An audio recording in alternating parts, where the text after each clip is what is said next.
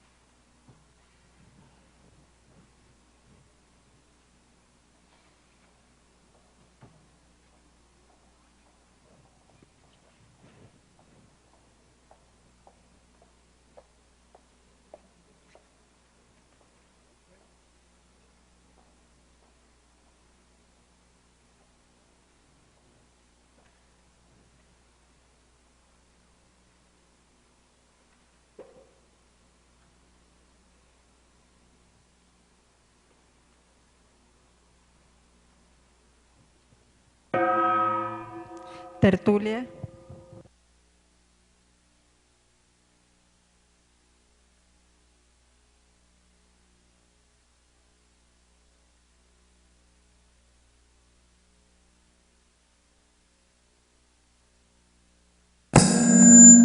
(49 elogias e 10 máximos). O tema é solidão profícua. A especialidade é autoconviviologia. Quem redigiu o verbete com muita classe, critério e dedicação é a professora Maria Luzia, que está aqui muito bem acompanhada hoje. Definição. A solidão profícua é a condição de autolucidez, discernimento e harmonia intraconsciencial vivenciada pela consciência mulher quando temporariamente isolada do convívio social ou mesmo em meio de outras pessoas, atuando na interassistência. A ortopensenidade na autoconvivialidade e na interconvivialidade. A afinidade pensênica na interação com sim, com siex. A manutenção da autolucidez, do discernimento e da harmonia intraconsciencial na condição de auto-isolamento. O isolamento temporário, deliberado e necessário. O isolamento circunstancial. O momento assistencial específico. A satisfação íntima de estar consigo mesmo.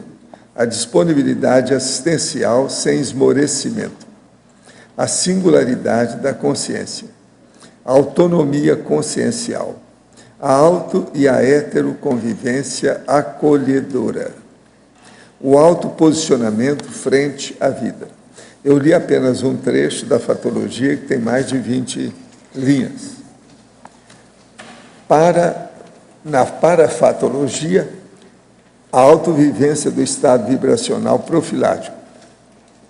O autoencapsulamento, ou encapsulamento energético interassistencial. O aguçamento da autopercepção, evidenciando a autoparapercepção. A projetabilidade lúcida, revelando a inexistência da solidão. A escolha autoconsciente cosmoética, definindo a comunicabilidade sadia nas inter-relações multidimensionais. Agora, na argumentologia, nós temos aí o tópico das vivências, com 10 vivências contextualizadas na condição de solidão proficiente. E em seguida tem posturas, com 18 posturas indicadas como indispensáveis para a prática da solidão profícua. Na remissiologia dos 15 verbetes, nós destacamos 5. Aceleração da história pessoal, alto rendimento evolutivo, isolamento dignificador, reclusão voluntária e uróboro introspectivo. Frase enfática. As situações de isolamento vivenciadas com discernimento e harmonia intraconsciencial pela consciência lúcida podem reverberar na solução de megapatologia humana, que é o medo da solidão. Você vivencia momentos de solidão? Consegue viver bem consigo mesmo? Sabe manter-se solitário em meio a outras pessoas, manifestando atitude serena e interassistencial? A bibliografia tem 6 fontes bibliográficas. Frase enfática aqui, junto com o João Paulo. São 20 itens. Solilóquio, autoescuta, serenário, autoimperturbabilidade, autoassistencialidade, produtividade. Isolamento, encapsulamento, autorrecolhimento, autoenfrentamento. Autonomia, autoconsciencioterapia, circunspecção, autorreflexão, autoconscientização, autoconviviologia, autoexperimentologia, autoparapercepciologia, intraconscienciologia e introspecção. Agora, o verbete do dicionário, nós temos aí periplologia. O argumento é historiografológico. Aqui é bom a pessoa ver com calma para entender tudo que nós estamos falando aqui, em poucas palavras, mas condições mais sérias, inclusive fazendo muitos confrontos. Agora nós temos aqui questionamento. Vou fazer uma viagem de avião semana que vem. Sempre dá aquela insegurança porque há algum risco. Gostaria de saber se o senhor tem algo a dizer sobre esse medo, se é normal ou é algum defeito que precisa ser estudado. Sobre o risco, é besteira ficar achando que ir de ônibus, embora demore mais, seja mais seguro? Olha, primeira coisa, quem tem medo de viagem de avião tem uma fobia. Isso é um processo de doença. Se eu tivesse medo de viagem de avião, eu estava perdido, porque eu viajei igual um camarada que trabalhasse na aviação. Mas foi preciso, minha vida inteira. Agora, eu pensava o seguinte, eu escolhia a companhia de segurança e não fazia nada excessivo. Tudo meu tinha sua razão de ser. Então, eu ia com tranquilidade. Agora, eu tive caso sério. Tive que descer junto com um piloto, dentro de estrada de boi, com um avião, mas é que você sabe, avião Cessna é mais fácil de descer, né? Pequenininho. Ele flutua, etc. Tal, mesmo se apagar o motor, com jeito ele vai.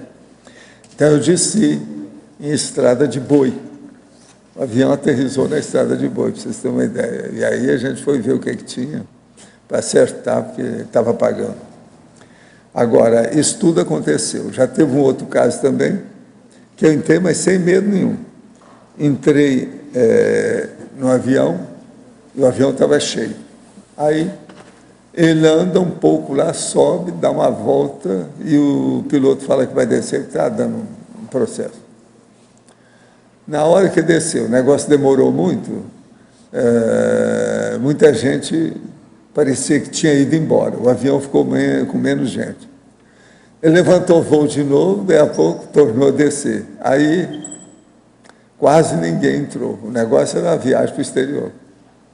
Agora, eu estava com o Chico Xavier, o Chico virou e falou assim, então, meu filho, como é que faz? Eu falei assim, nós vamos que não vai cair o avião, e ele agora vai subir da próxima. Foi justamente o que aconteceu. Nós fomos, não tinha nem a metade dos passageiros.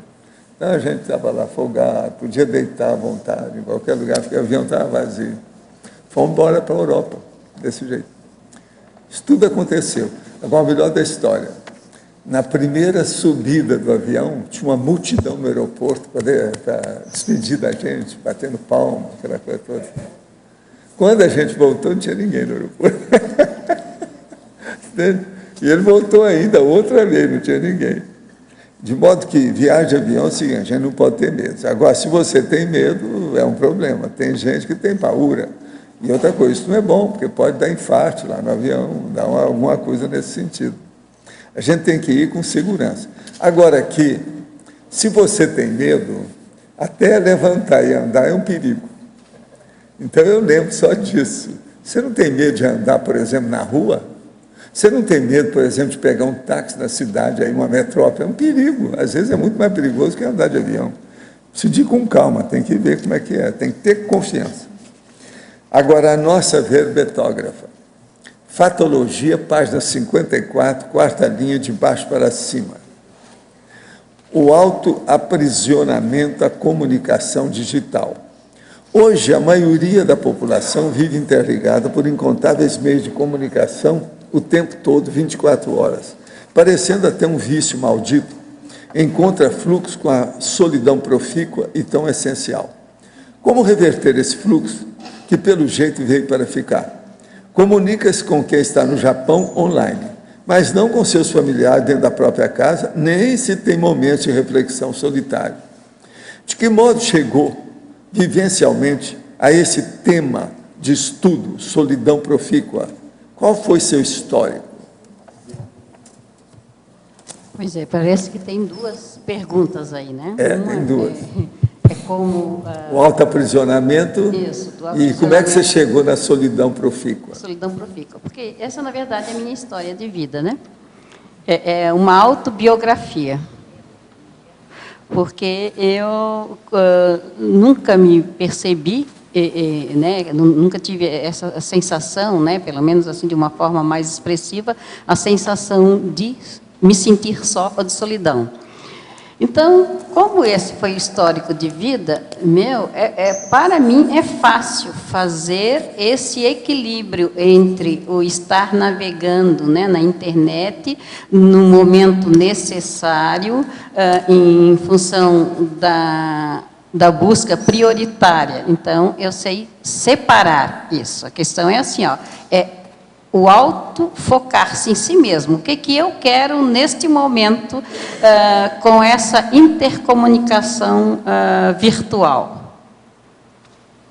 Né? Qual é a finalidade? Qual é o objetivo? Qual é a minha intenção? E tem que estar sempre atento. O foco é a pessoa, é a própria consciência nela mesma. Ela não pode se permitir ser engolida, né? Ser aprisionada pelo sistema. Gente, eu quero aqui convidar vocês a participar do primeiro workshop Vivência em Jardinagem. Vai ser a professora Silvia Tornieri, em parceria com a empresa Alfazema Eco Sustentável. A primeira turma é pela manhã das 9 às 12 e a segunda turma das 15 às 18. É daqui 3 dias, dia 24. Aqui no Fitolab, que é você descer no caminho da lógica, ele fica à esquerda. Então, 9 horas da manhã, daqui 3 dias. Agora, quais são os tópicos?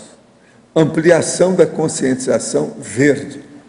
2, oficina prática de horta vertical. Agora, opcional. A pessoa pode trazer avental e 3 garrafas PET de 2,5 litros. Valor da inscrição, R$30. Inscrições na secretaria do CAEC. As vagas são limitadas. Aguardamos vocês. Isso é a primeira vez que nós fazemos aqui nesse nível assim, com essa técnica toda, todo mundo técnico, especializado, inclusive uma empresa. Agora, gente, vão ver isso. Aqueles que gostaram do jardim que nós estamos começando a fazer lá na porta de casa, devem aparecer para ver isso aqui. Que às vezes vocês vão ter mais ideia para dar para a gente. Nós recebemos ideias, sugestões, auxílio e colaboração para a jardinagem. Agora, esse aí é muito importante. Vamos pensar. Holopensene verde. É isso que nós precisamos de arranjar para as pessoas não ficarem muito materializadas com a vida artificial de asfalto e alvenaria, e cimento e laje. Precisamos sair da laje, tá certo? Agora, ó, eu entrego vocês a nossa professora. Aqui, ó, na letra B. Jussara. Ali na fatologia, na 4ª linha de baixo para cima, bem no finzinho ali, as posturas sustentadoras do despercebimento. Podia falar um pouquinho, hein? Certo. Jussara, isso tem a ver com a solidão latente despercebida, né? Então, para manter a solidão latente despercebida, a pessoa tem posturas sustentadoras que mantêm essa condição. Porque a pessoa, ela vive solitária, ela demonstra, né, ter uma condição de solidão mesmo, de isolamento, e ela não se rende a esta condição, ela não se percebe como tal, ela não ousa nem se questionar sobre isso. E nos dias de hoje, isso está muito camuflado pela chamada condição, né? A pessoa de vida bem resolvida, financeiramente bem estabilizado, não que todas essa situação sempre, né, leva a esse camuflamento, mas é possível, assim, ó, a pessoa super independente, bem resolvida, ela pode estar, em muitos momentos, camuflando uma solidão. E dentro dessa solidão tem, às vezes, o exclusivismo, né? Tudo é exclusivo para ela, e ela se percebe como exclusiva. Quer dizer que, às vezes, ela pode estar até numa melinha. Pode, e normalmente essas pessoas podem ter uma vida social e profissional intensa. Então, essa intensidade de viver não permite que ela observe a sua intensidade de ser. Como é que você vê ali o momento da pessoa se recolher, ou se manter assim num momento mais introspectivo, na hora que tem que eu vejo, Jussara, que isso assim, ó, em vários momentos na vida nós precisamos disso, utilizar esse autorrecolhimento como técnica, né? Isso é técnica. Não é aqui uma apologia à solidão, é a sugestão de uma técnica, a técnica da autorreflexão, né, da introspecção, que é preciso na hora que você precisa analisar algumas questões cruciais da sua vida, que você precisa tomar decisões, precisa fazer uma revisão. Esse momento é importante, e é importante que você faça, né, se recolha para poder fazer uma autoescuta. Senão, no corre-corre do dia a dia, é difícil. E muitas técnicas que nós utilizamos, que é o caso da TENEPS, é um isolamento, né? Você tem aquele isolamento diário de 1 hora. Deliberado, né? Mas... Maria, oi, aqui no B. Seguindo a linha da Jussara, inclusive, literalmente, na mesma linha, né? Na mesma página, inclusive, você traz aqui duas questões sobre o casal. Você fala da solidão a 2 do casal egocentrado, de baixo para cima, né, na terceira linha, e depois você traz o abertismo consciencial a 2 da dupla evolutiva. Eu queria que você explicasse um pouquinho mais a sua ideia aí. Porque o fato de você ter alguém com você, ou conviver com alguém, não quer dizer que você... está imunizado, tá? Da condição de sentir-se só. Tá? A presença do outro não é garantia de que você se sinta acompanhado. Tá? Então, a proximidade não é tudo. Então, no caso do casal egocentrado, a gente encontra muito, tá? Principalmente entre as pessoas comum, pelo menos que eu convivo bastante, tu chega para a pessoa e pergunta, e daí, seu fulano, como é que foi o seu Natal? Ah, foi muito, por exemplo, né, foi muito ruim. Eu passei sozinho com a esposa, foi uma tristeza. Tá? Ora, o cara passou acompanhado e com a pessoa Coitada da esposa, né? Sim, e provavelmente, talvez a esposa diga o mesmo, né? Isso certo?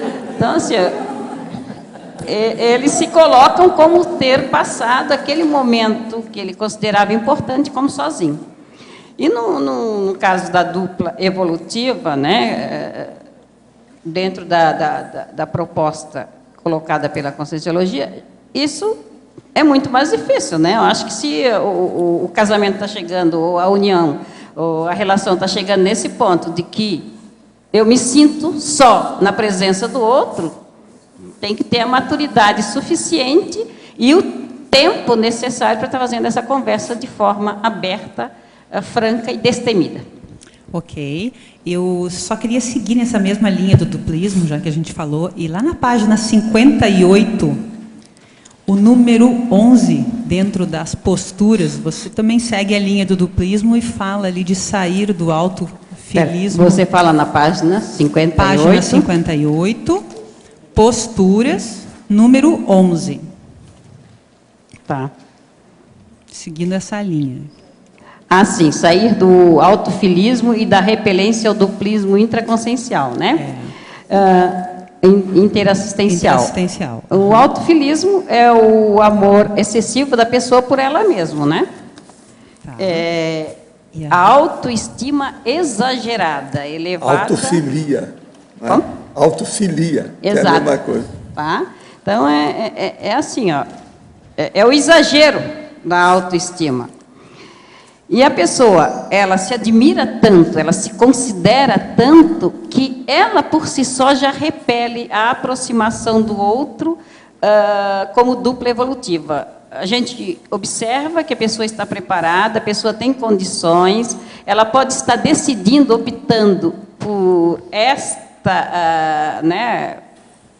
por essa condição de viver a dois, mas ela não faz porque ela impõe uma série de condições, uma série de pré-requisitos que não dá, não é possível nem pensar, não, isso não quero nem saber, está tudo muito bom, eu gosto mesmo do meu cantinho, então ela vai por aí. Ela própria é o repelente. Ok. É como se ficasse na psicosfera, de uma certa Ela forma. coloca-se no trono, né? Tá. E fica entronada, e ela própria é o trono e o rei e a própria admiração. Ok, obrigada. E aí, para o professor Valdo, eu tenho a curiosidade sobre o verbete aqui, eu não sei se eu consegui compreender, se eu puder aprofundar um pouquinho mais, principalmente ali a introdução, periplologia. A introdução. Isso. Os parabanhos energéticos são as liturgias físicas e extrafísicas modernas, em pleno século XXI, substituindo os ritos históricos da antiguidade. Por exemplo, os rituais de sacrifícios sangrentos a Sirte e as autoperturbações aos refluxos vulcânicos das Pítias do oráculo de Delfos. Já que você está falando em Pítia aí, vê? Vocês. O caso todo é o seguinte, nós não precisamos de nada disso mais. Se uma pessoa hoje tem uma certa lucidez, só com o parabanho ela já sente energia, já vê a presença das pessoas, de alguma consciência, e ao mesmo tempo ela pode transmitir isso, ela comunica. Esse processo do parabanho ele é contagioso, mas positivo. A energia pode ser sentida por quem tem sensibilidade. Isso então é a parabanhologia, isso mudou tudo. Não precisamos mais daqueles rituais antigos, da coisa toda, para a pessoa fazer contato com a extrafisicologia. Mudou tudo. Né?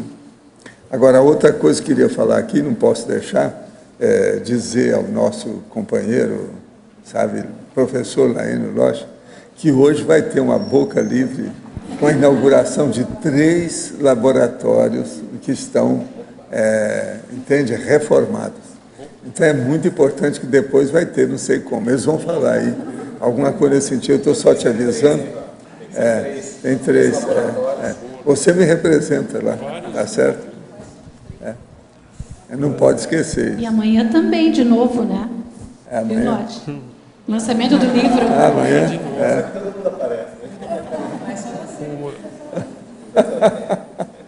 Você é o ícone. Ícone da história.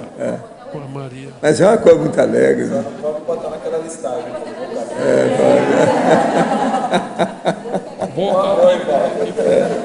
Cara, sério. Aqui, ó, reinauguração dos laboratórios do CEEC. Data, hoje, 21/4. Horário, após a tertúlia. Local, laboratório do EV. Haverá sorteio de 20 créditos de laboratório. É muita coisa. E vai ter um bolo. Aguardamos a todos. É a gestão do CAE que está falando. Quer dizer, vai ter um bolo, eles não estão dando bolo para você, é bolo de comer. E outra coisa, sorteio de 20 créditos de laboratório. Gente, 20 créditos é a opção, hein? O laboratório vai começar só dado. O povo todo. 20? Muita coisa. A Maria... Só para falar, Maria professor, Luzia, alô? por favor. Alô? Aqui na página 55... ela vai falar. Alô, alô? Estão ouvindo? Tá. Acho que não, né? Acho que não. 55, Arlindo? Só sobre os laboratórios, gente, para participar do sorteio dos créditos, tem que colocar o nome lá no laboratório de EV, e a gente vai estar sorteando, na verdade, são 2 pessoas sorteadas, cada pessoa vai ter direito a 10 créditos. Mas, para isso, tem que comparecer lá, colocar o nome na lista, e a gente vai sortear na hora. Tá bom?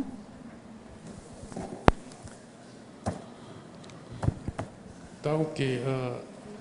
Então, é na página 55, a 4ª linha, as sutilezas nas reconciliações. A 4ª linha, de baixo para cima, Arlindo? De cima para baixo, página 55, a 4ª linha, de cima para baixo. Certo, a sutileza das reconciliações, né, na solidão profícua. Na hora que você se recolhe, que você faz uma autorreflexão, que você faz uma introspecção, você acaba ponderando a sua vida, a sua maneira de viver em relação aos outros, principalmente em relação a alguma situação que naquele momento está exigindo mais a sua atenção no quesito inter-relações, né? E nesse momento você pode, de maneira sutil, e sem até o perceber naquele momento, está fazendo a reconciliação com alguma ou algumas pessoas. Tá ok. E na efeitologia, na página 55 mesmo, primeira linha, depois segue o efeito do afastamento social programado na condição da estratégia para as autorrevisões. Tá. O efeito do afastamento social programado na condição de estratégia para autorrevisões. Então, na hora que você programa, né, e decide ter um afastamento dos seus grupos de convivência, isso como uma estratégia, né, como na condição de estratégia para autorrevisões, isso tem um efeito. E dependendo da forma como, da sua intencionalidade ao fazer esse autorrecolhimento e da sua postura, né, da sua isenção, da sua autorreflexão sincera nesses momentos, você chega a uma autorrevisão positiva, né? Então, vai depender de como você utiliza essa estratégia, tá? Mas a proposta é sempre para uma autorrevisão a maior, né? Tá, ok, obrigado. Agora, o professor Valdo, aí, essa periplologia, você colocou essa expressão, porque périplo, ela fala em circunnavegação, etc. Então, seria um caminho percorrido. Mas aqui, justamente isso. Um caminho percorrido nisso tudo aí, né? Historicamente falando. Se podia dar uma ampliada nessa conclusão aí, governologia. Aonde? Conclusão, governologia. Assim, cada vez mais, os pseudo-mortos continuam a governar os pseudos-vivos, exibindo na intimidade dos micro-universos das consciências sensitivas a sobrevivência dos falecidos continuando vivos no além. Você sabe que isso vem já há alguns séculos, que eles falam que os mortos continuam governando os vivos. Mas são pseudo-mortos, são pseudo-vivos. Eles são pseudo-mortos porque não morreram. E nós estamos achando que nós somos vivos demais, não somos nada. Aqui, essa vida animal é a menos viva nossa. É a vida menor. A vida real é dos mortos. Então, é isso que nós queremos dizer aqui, a conclusão que a gente chega é essa. Então, é a sobrevivência daqueles que faleceram que continuam vivos no além e governando a gente. Olha o tanto de assédio, olha o tanto de assistência. Nós mesmos ontem falamos daquele... Quantas pessoas aí, são dezenas de amparadores que nós temos aqui hoje, e que a gente já consegue identificar, até classificar, ver qual o perfil de cada um, etc. Então, isso é que é o processo do périclo, que é esse problema da evolução, você caminhar dentro do processo contínuo da evolução. Tá, ok, obrigado. Luzia, Sim. Sara aqui de novo. Dá uma força aí para os gaúchos. Aqui na página 55, na fatologia... Podia? Alguma coisa sobre gaúcho tinha que sair aqui hoje, de qualquer maneira. Não, ela mas é de lá. Não, eu sou, como Você se diz, eu sou trabalha com a catuxa, né? Catarina feito gaúcha, Sei, catarinense. Mas é a gauchada. Com... Catarinense a gauchada. Exato, a gauchada, há 36 anos já. Podia falar um pouquinho lá na última, na 55, na fatologia, lá no último, na última linha, mega fraternidade presente na interatividade entre os princípios conscienciais. Poderia repetir, Jussara? Então, é na página 55, é na fatologia ainda, né? Na última na linha. fatologia. A fatologia, a última linha da página, da página 55. Tá. Mega fraternidade presente do outro lado. Certo. A mega fraternidade presente na interatividade entre os princípios conscienciais. Tá? Então, o seguinte... todo esse movimento, né, que a gente faz de estar só, a consciência se recolhe, a pessoa busca, né, o solilóquio, tudo isso é em função dela, digamos, ficar mais centrada em função da grande objetivo da vida, que é assistir às demais consciências que convivem com ela, né? E na hora que ela consegue essa interatividade entre os princípios conscienciais de uma forma mais equilibrada, ela acaba entrando na mega fraternidade. Ela consegue exercitar a mega fraternidade a partir da interação com todos os princípios conscienciais. Então, assim, você não pode preconceituar nenhum princípio consciencial. Todos têm que estar, né, em tese, como objeto da sua assistência, no momento que for necessário, no momento que você for exigida. Tá? Obrigada. Zia, Sim. aqui na página 56, tem ali na polinomiologia, você pode esmiuçar ali o segundo polinômio? Polinomiologia. O polinômio... O segundo, o autorrecolhimento. Tá, o autorrecolhimento para olhos, para ouvidos, para exposição e para intervenção. O que acontece? Na verdade, como nós vivemos numa realidade multidimensional, onde a realidade intrafísica convive com realidade extrafísica e... né, a morte não existe, as consciências estão aí, tanto as consciências de pensenidade ou as consciências amparadoras, quanto as consciências assediadoras, estão de para-olhos voltados para nós. Né? Daí é porque a solidão não existe, porque nós estamos sendo vigiados o tempo todo. Também estão de para-ouvidos. E nós estamos continuamente em para-exposição.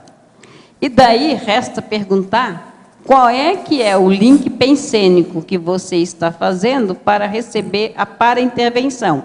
A para-intervenção que você recebe é uma para-intervenção de amparador ou é uma para-intervenção de assediador? Isso depende da sua saúde pensênica, da sua afinidade pensênica. O que você está pensando nesse momento em que você... se autorrecolhe, porque o para-olhos e o para-ouvidos estarão sempre voltados para você. Professor, na periprologia, ali no verbete do dicionário, a comparação com o para-banho e essa questão que o senhor comenta na introdução da substituição dos ritos históricos, das pítias, etc., pelo para-banho, você poderia aprofundar essa questão dentro do périplo evolutivo? Não, pensa bem, é o processo de você ter as parapercepções. As pítias tinham que entrar naquele processo das aspirações, dos gases vulcânicos, para ela entrar em transe. Nós não precisamos de nada disso, entende? Agora, isso é uma das coisas, mas tudo que se usou, os problemas todos que foram usados através de milênios, em matéria de iniciação, nós não precisamos de nada disso. Eu percebo aqui a consciência, na mesma hora recebo aquele banho de energia, a outra pessoa que está perto de mim já sente. Nós já passamos por cima de tudo isso. Acabou tudo. Por isso que eu dou valor para o para-banho. Agora, veja, é preciso saber chegar nisso, ter confiança, maturidade, experiência do assunto, enfim, vivenciar o problema. Então, basicamente, nesse verbete que o senhor está comentando que o domínio energético substitui todos esses rituais, todas essas coisas. Essa bobajada toda de cerimônia, de religião, do diabo a 4 que tem por aí, diabo a 40, 400, 4.000, diabo de todo tipo. E o através de milênios. Agora, veja, isso tudo é aí. E outra coisa, o povo não está sabendo nada disso, a ciência convencional é materiológica, é eletronáutica, não entende nada disso. Os parapsicólogos não assumem a condição deles para eles mesmos ser sensitivos. Quer dizer, quem está falando isso aqui claramente, com um soco na cara e fratura exposta, somos só nós mesmo ter saído. E isso ainda vai, assim, eu acho que há algum tempo, bom, muito bom por aí afora. Que é muita tradição religiosa boba e burra, e muita tradição também dos PHDs, né? Até superar isso aí, como é que vai ser? É muito dogma, tanto da ciência quanto da religião. A gente tem que superar isso tudo. Agora, o problema nosso é um só, descrenciologia. Jogar isso na cara de todo mundo. Leva a descrenciologia, leva o banner do princípio da descrença para a sua instituição, para ver se... Mas ninguém, até hoje, ninguém quis levar. Eu já ofereci isso muito. Há algum tempo atrás, aí, eu tinha aqui um solto para dar. Você quer levar isso aqui para levar para a sua instituição? É igreja, comunistas, universidade, academia, espiritismo. Ninguém nunca desejou levar o negócio. Na EC também seria interessante, na empresa... Como é que é? Na empresa conscienciocêntrica seria interessante? Não, eu acho que por todo lado devia de ter, né? Para fazer todo mundo pesquisar. Você não deve comprar uma coisa numa empresa sem pesquisar se o negócio é bom. Vamos ouvir algum freguês que já usou aquilo para saber o que se passa. Então, é levantar a lebre da experimentologia pessoal. Isso é que interessa. A autopesquisa é o que faltou através dos milênios. Isso faltou. O senhor coloca o para-banho como sendo um ápice disso? Ou como é que o senhor coloca? Mas o que é bom de a gente pensar nisso aí tudo, viu? É muito sério nisso, Adélio. É a simplicidade do fenômeno que eu considero que é um dos mais sérios que tem esse. Agora, veja, eu demorei uns 20 anos para poder falar nisso abertamente, porque não adiantava falar no início, o povo ia rir de mim. Hoje eu tive que criar uma massa crítica, que são vocês, para poder entender o que estou falando. Agora, veja, eu, de um dia para outro, convido aí o povo, aparece 250 pessoas na outra manhã para debater um assunto que eles nem sabiam o que era. Quer dizer, eu criei uma massa crítica, vocês não podem falar. Fato é fato. Está aí. Vamos entender isso. Agora, o para-banho é uma coisa que está na mão de vocês, tem que começar a ver isso aí. Tem muita consciência que está dando para-banho aqui. Tem semanas que não... Então, o povo tem que começar a pensar, ver essa sensibilidade, desatar esse problema, que esse é o caminho. Eu acho, por exemplo, que uma pessoa que começar a entender o para-banho através do EV, do arco voltaico e outras coisas mais, movimentando as 40 manobras de energia, por exemplo, ou a complementar e tudo mais, ela pode fazer uma classificação dos fenômenos. Porque isso aí abre o caminho de tudo quanto é parapsiquismo. Para chegar naquela questão da desperticidade em 3 anos seria essencial. Isso aí, Márcio, ajuda, né? Descerra o horizonte totalmente. Acaba com aquilo que eu chamo a parede, a janela e a porta. Devassa. Acabou. Isso é o máximo. Até de parapsiquismo é o máximo. Walter, eu procuro, aqui tem na parabanhologia o termo Circe. Eu procurei em tudo aqui, eu não achei um dicionário. Você vai ver que é uma deusa. É Deus. Que é o que eles faziam, então, as ofertas, oferendas a Circe. Realmente eles fazem Circe. Às vezes, fazer oferenda a Deus. Francês, lá seu, italiano seu, lá da máfia. Entende? Circe. Deve ser uma deusa grega. Agora é só olhar que tem. O seu dicionário aí é fraco. Internet tem que aqui, pegar. a gente não... Você sabe, eu faço pesquisa em 50 dicionários para começar, né? Nós temos 6.000 lá embaixo. Né? De modo que é tudo à mão. Veja bem, 50 para 6.000 são 120, 120 avos. Então, vale a pena pensar. Vamos ver. Professora, aqui. Por gentileza, aqui na extra-engerimologia,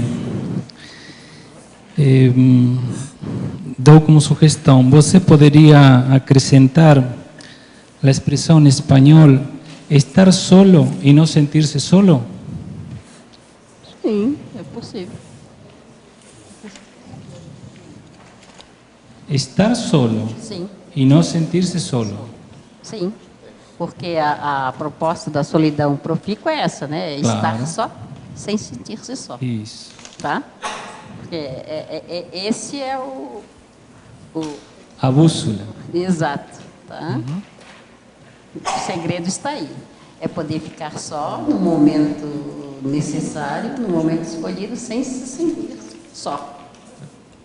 O ideal seria manter essa condição íntima, não? De estar solo e não sentir-se solo. Sim, e inclusive quando você estiver em meia multidão, porque em muitos momentos Sim. você vai estar, né? Em meia multidão, sozinho, por algum motivo, pode ser para observar, ou seja lá, por que razão for. Não. E você não precisa se intimidar porque você está só. Não, porque mas- você não está só. Não, mesmo uma pessoa que pesquisa ou que mora sozinha, sei lá, nas grandes cidades, Buenos Aires, São Paulo, tem muitas pessoas que moram sozinhas. Sim. Sim. Seria sim. bom perguntar, ou, sei lá, se elas se sentem sozinhas, não? Parece que o sentimento de solidão, de ser solitário, predomina bastante, né, nos dias de hoje. E esse fato, às vezes, da pessoa morar sozinha, favorece, né? Favorece. E aí depende também como é que é o estilo de vida dela, né? Claro. Se ela já se considera bem resolvida, a super independente, aí agrava um pouco mais. Né? Porque a interação não tem como nós nos melhorarmos, como nós evoluirmos, como nós assistirmos, se nós não trocarmos com o outro a interação. Né? Mas o recolhimento também é necessário, né? É a autoconviviologia para poder, né, você se abastece, você se fortalece para poder conviver com o outro. A verbetógrafa, Femininologia, página 57, sexta linha. Você citou a Serenalta. Pelas suas pesquisas e experiências, de que modo analisa a solidão profícua do serenalta ou da serenalta e a manutenção da condição alcançada no laboratório, sendo levada para o dia a dia? Eu tenho a experiência, né, de citar, porque eu já fiz o serenário, né? Fiquei 72 horas no laboratório radical de heurística, sozinha, sem nenhum Você está contato viva externo. depois disso? Estou viva e bem melhor. Tá? E bem melhor. Então, é possível, né, ficar consigo mesmo por 3 dias consecutivos.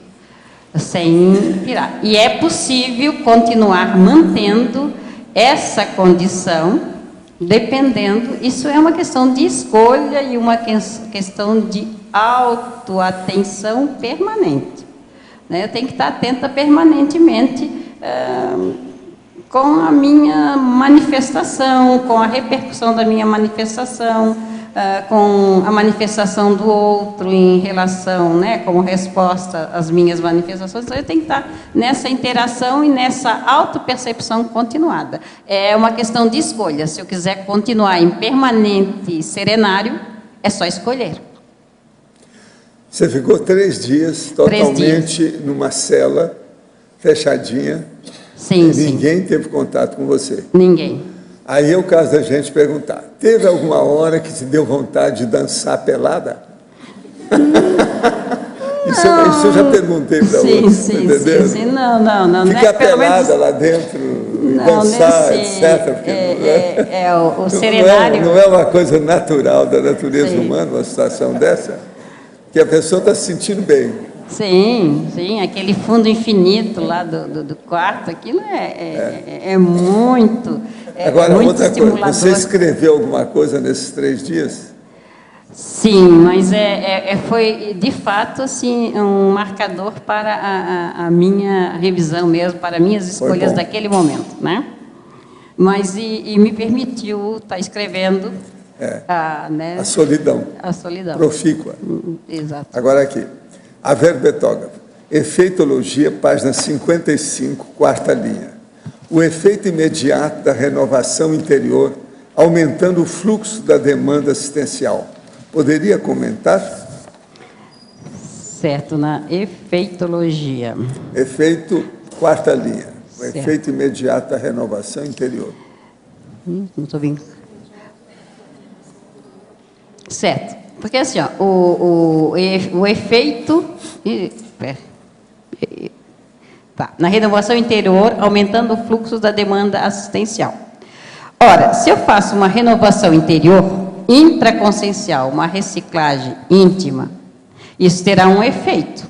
E se eu fico bem melhor, bem mais equilibrada, bem mais lúcida, eu vou estar mais qualificada para a assistência. Então, se eu estou mais qualificada, é a questão podemos fazer uma comparação, né, com a especialidade de medicina. Quer dizer, se o médico se especializa mais e mais, ele vai receber cada vez mais demanda complicada, né, e provavelmente mais demandas, porque ele é especializado. Então, assim, ó, isso é um resultado natural. Se eu me especializo, automaticamente o efeito será uma demanda maior. E isso eu consegui testar, né, na prática, quando eu estava escrevendo o verbete, porque eu estava escrevendo o verbete aqui falando da imperturbabilidade, e quando eu escrevia, sentado, né, lá diante da janela, aí montou-se todo um circo, quase que de frente da minha casa. E aí eu comecei a me incomodar e eu me perguntei, mas vem cá, se eu estou falando de imperturbabilidade e eu estou querendo me perturbar, como é que é isso? Como é que eu banco essa demanda aí? E aí eu tive sim que bancar a demanda e conseguir, né, acho que encaminhar a assistência. Interaciologia, página 56, 2ª linha. Poderia abordar a interação domínio energético, equilíbrio psicossomático e rigidez pensênica? Interaciologia? Interaciologia, página 56, 2ª linha. Certo. A interação, domínio energético, equilíbrio psicossomático e rigidez pensênica. Para conseguir maior equilíbrio psicossomático, né, eu tenho que ter domínio energético. Sem domínio energético, eu não consigo equilíbrio psicossomático. E sem o equilíbrio psicossomático, eu não consigo ir à rigidez pensênica. Acho que é por aí, não é, professor? Agora, ó, fatologia, página 54, 4ª linha. O que seria o solilóquio? Solilóquio. O solilóquio é o diálogo íntimo, né? A conversa da pessoa com ela mesma. Não é a ruminação, é a pessoa tranquila, equilibrada, conversando intimamente consigo mesmo. Agora, efeitologia, página 55. final da primeira linha. Poderia comentar o efeito do afastamento social programado na condição de estratégia para autorrevisões? Certo, eu acho que isso a gente já conversou, né? Já. Que é aí o efeito, a pessoa escolhe como estratégia isolar-se para fazer autorrevisões. E aí vai depender de como é que ela conduz essa reflexão lá para chegar a uma autorrevisão positiva ou não. Valdo? Luzia. Aqui, só uma... o senhor trouxe agora há pouco uma frase que a gente já conhece, que o senhor fala seguido, que é: a vida real é no extrafísico. E ontem, também de manhã cedinho, o senhor comentou a transparência, fazendo uma referência à Comunex, né, a necessidade da transparência. Agora, qual é a grande dificuldade do extrafísico? É a dificuldade da pessoa conseguir fixar? Não. A mudança, a dificuldade a é dela? a consciência manter o autodiscernimento contínuo. Por isso a necessidade Autodiscernimento contínuo, que dá o equilíbrio, daí isso que ela estava falando, o processo da imperturbabilidade. Isso aí é que é o difícil. Agora, veja, numa Comunex avançada, há uma imperturbabilidade. Então, se a pessoa chegar lá perturbada, ela não aguenta ficar lá. O ambiente não ajuda, não é bom.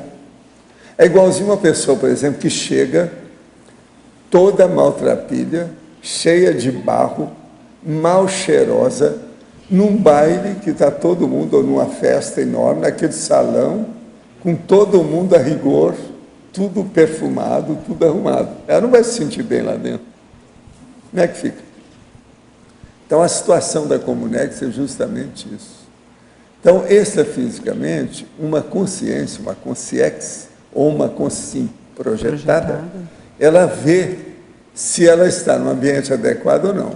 Porque senão ela se sente um corpo estranho, forasteira, um peixe fora d'água, entendeu? Ela não se sente bem.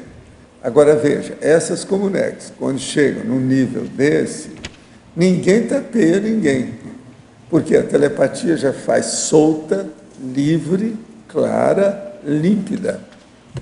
Então, o nível nosso de evolução é justamente esse. Então, a primeira coisa que tem é o seguinte: os cursos intermissivos são feitos já num ambiente mais ou menos desse. Já tem muito equilíbrio. É uma seleção. Agora, o que é que se passa? É lógico que, se vai num curso intermissivo mais avançado, já vai ser numa Comunex ainda mais avançada do que aquela. Agora, quando a pessoa chega lá e ela vem para cá, ela já vem para ajudar quem não é assim. O primeiro que ela vai ajudar chama-se ego, quer dizer, ela mesma, para ver se ela mantém aquilo que ela já teve, o rehearsal, o ensaio. Ela teve o antepasto, o prelibar, a degustação. Ela teve, então, entendeu? Um início do princípio, do começo dessa realidade. Então, a partir disso, você tem que chegar aqui, não pode ter conflito, não pode ficar perturbado, não vai criar problema. Por quê? Você tem que manter o equilíbrio. O verdadeiro status quo é do equilíbrio máximo. Entende? Agora, veja, primeira coisa que a pessoa tem que dominar o corpo. Se ela chega aqui e está assim, ela não domina nada. Se ela não domina as energias dela, a hora que a gente fala mão, é onde você testa a energia grosseira pela mão, porque a mão, a pessoa movimenta muito. Né? Então, o que é que se passa? É muito importante isso aí. Você está entendendo? Agora, isso tem que ser de uma maneira real, prática, concreta, positiva, ininterrupta. Sem Você está voltar entendendo? atrás. O tempo todo, em qualquer lugar, a qualquer hora. Tem que ter uma coisa onipresente. Pois é, mas aí é o desafio da coisa, porque lá no Esse curso é que é o intermissivo desafio. o campo A base está... de toda a nossa da Conscienciologia é isso. Então, por exemplo, isso aí nunca foi falado assim em ciência nenhuma, em arte nenhuma, em religião nenhuma.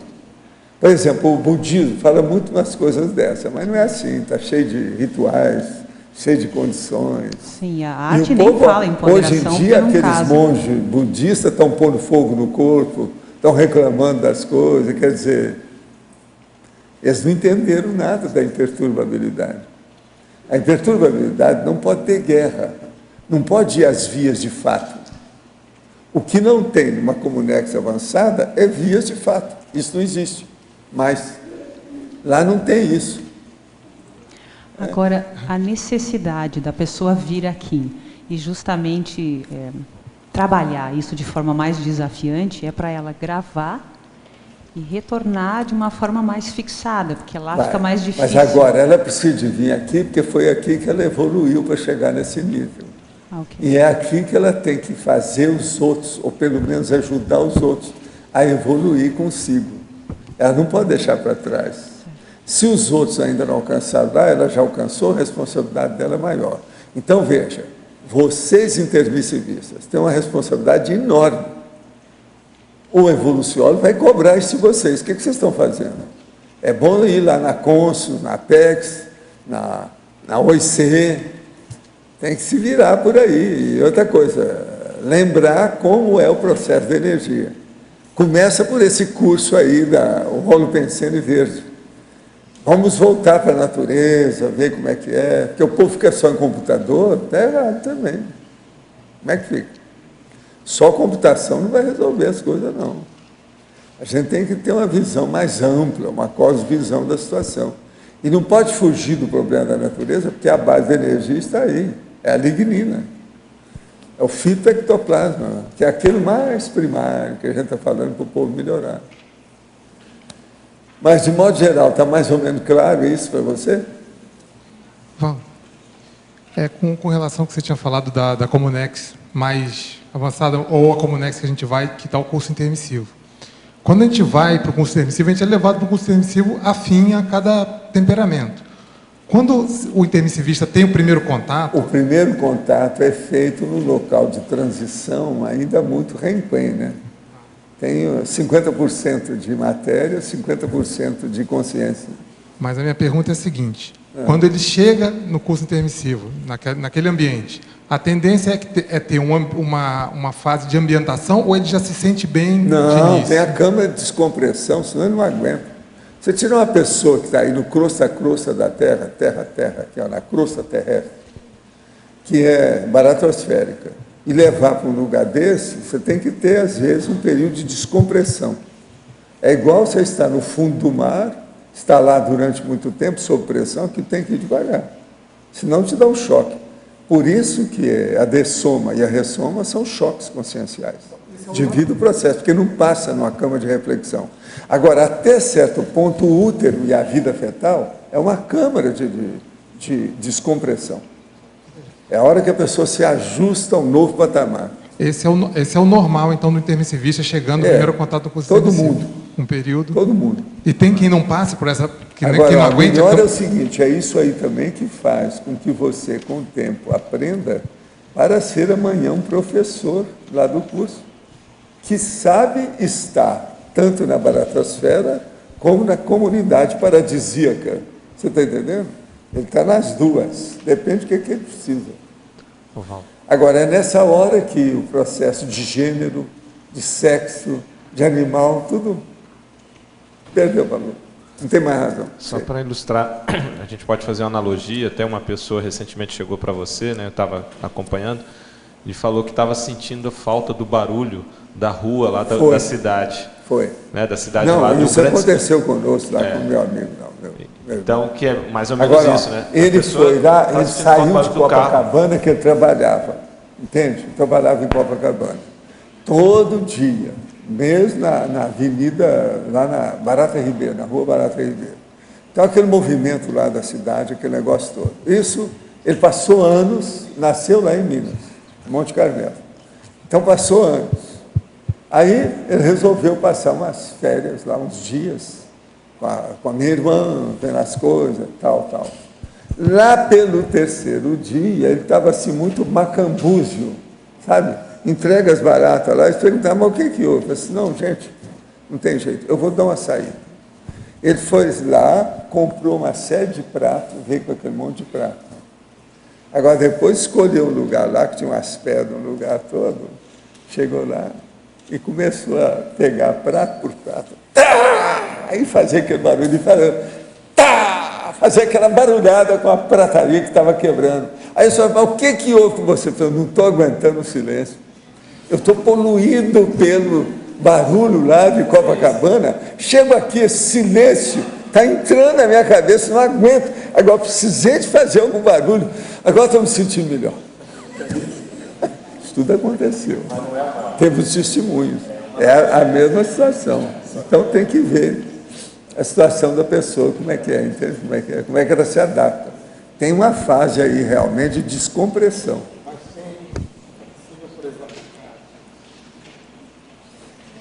O intermissivista não aguentar essa fase? E nem ir para o curso intermissivo? Não, tem cara que eles falam, você já está no ponto de fazer o curso. Vamos lá. Ele vai. Ele chega lá, vê o ambiente, vê aquela coisa, fala, não, eu preciso de mais tempo. Ele sai e cai fora. Tem gente assim. E outra coisa, eles respeitam toda a opinião da pessoa, ninguém é forçado a nada. Agora, é incrível, né? Eu já vi isso fisicamente aqui, a hora que nós queríamos ampliar as funções de uma pessoa, ela vira e fala assim, eu quero evoluir, mas não quero isso tudo.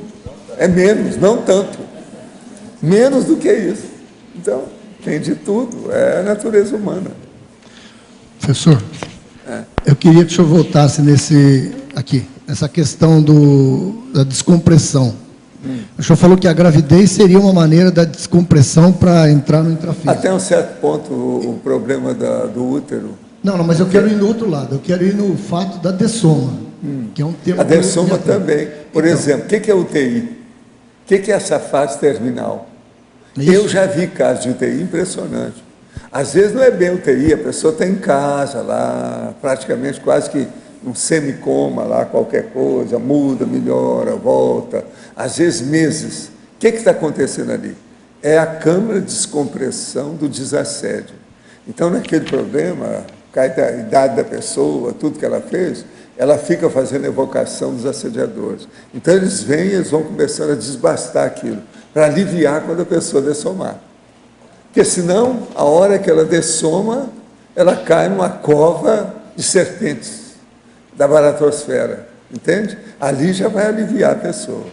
Eu sempre falei, vai devagar, trata bem a pessoa no fim da vida, vai com jeito, porque às vezes está se preparando para dessomar, a pessoa não está preparada.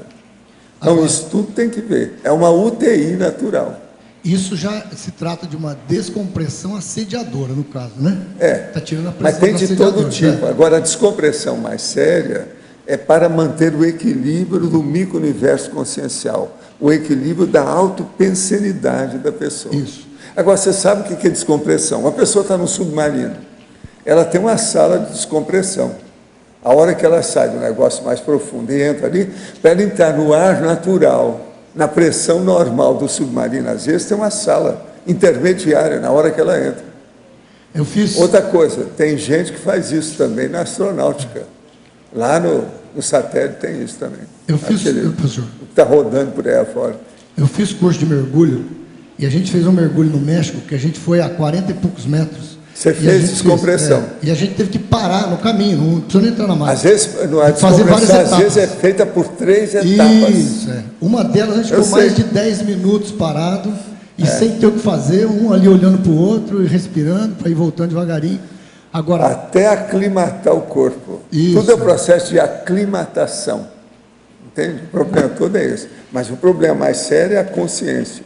É a lucidez da pessoa. Como é que ela faz para acalmar aquilo?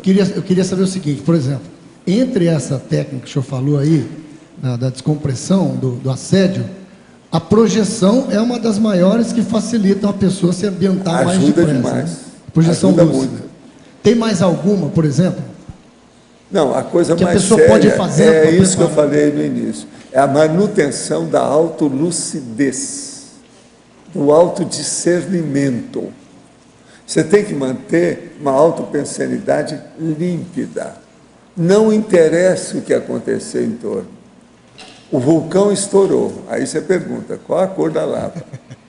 Está entendendo? Deu câncer no universo. Fala assim, não me interessa, eu não admito isso. Então, acabou. Entende? Você minimiza os processos. Você tem que ter confiança. Essa é a autoconfiança. A primeira coisa para se ter essa autoconfiança é o seguinte: a consciência é imatável e imorrível. Ela não morre. Tudo indica que ela é imortal mesmo, a situação toda vai continuar, não adianta. Então, o que é que se passa? Vamos com calma. Agora, tem algumas doenças que a gente pode relacionar com isso, por exemplo, um AVC, algum tipo de coisa que a pessoa vá se desconectando também gradualmente? Vai. Muitas dessas doenças, elas são abençoadas para a pessoa. Dos males, o menor que ela está passando. Às vezes é aquilo que ela precisa. Tudo tem sua razão de ser. Principalmente quando são pessoas que têm um temperamento muito tem forte. Tem gente que teve uma doença grave, estava uma vida muito agitada, teve uma doença grave. Passou 3 meses na cama. Mudou a vida dele toda. Houve uma reciclagem natural. Porque ele parou para pensar no tapa, forçado pelas circunstâncias. A hora que ele começou a pensar, reviu a vida dele, fez aquela visão geral da situação, ele resolveu mudar. Então, aquela doença, às vezes, foi uma bênção, o máximo, é o que ele precisava. Está batendo com o que eu falei, que nós conhecemos uma pessoa, eu e minha esposa, que ela sempre teve um temperamento muito forte, aquela pessoa que sempre queria as coisas da maneira dela, do jeito dela. Ela já teve 3 AVCs, perdeu o movimento do lado direito, não está mal conseguindo falar, agora está com dificuldade de comer, e a gente percebe um assédio muito forte em torno dela. Continua sei, mas isso é porque vem do passado. Pois é, ela aí, eles estão vendo se amaina, se alivia um pouco o problema dela. Aquilo é bênção, estão ajudando. Às vezes tem amparador atrás. E eles vão tirando os assediadores que aparecem. Porque tem gente que às vezes tem uma freguesia muito grande.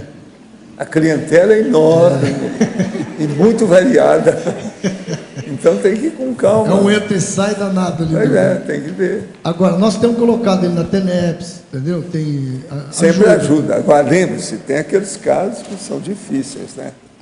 Por exemplo, o caso daquela moça que eu sempre falo lá do Rio, que criou problema, e estava criando problema para a família toda. Ela desesperada, não queria morrer de jeito nenhum, e culpando tudo, a vida, o mundo, quem chegava. Aí me pediram, eu fui lá. Comecei a fazer arco voltaico, junto com uma amiga minha lá, que era amiga da família. Fomos lá várias vezes. Daí a pouco ela começou realmente a melhorar, todo mundo viu que ela melhorou, ela já estava querendo ver as crianças, ver música, escutar música, deitada na cama ainda com a doença dela, porque o negócio era metástase de câncer, uma opção de coisa. Então, estava ótima. Eu então viajo, vou para o exterior. Quando eu volto, eu pergunto, como é que está fulano? Eu falo assim, Valdo, você nem calcula. Dias depois que você viajou, de uma hora para outra, ela voltou ao estado anterior, mas num nível pior.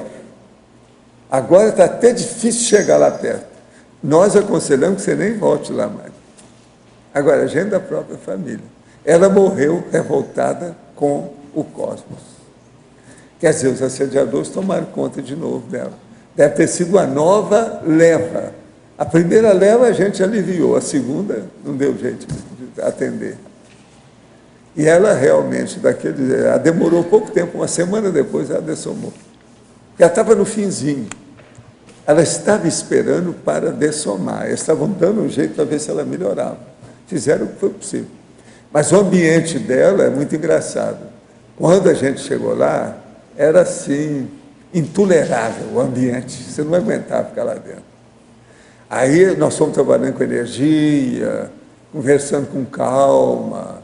Eu lembro que eu usei até umas crianças que eram da família, que ela gostava muito no normal dela, para a criança chegar lá, beijar no rosto dela, aquela coisa toda. Isso tudo começamos a limpar.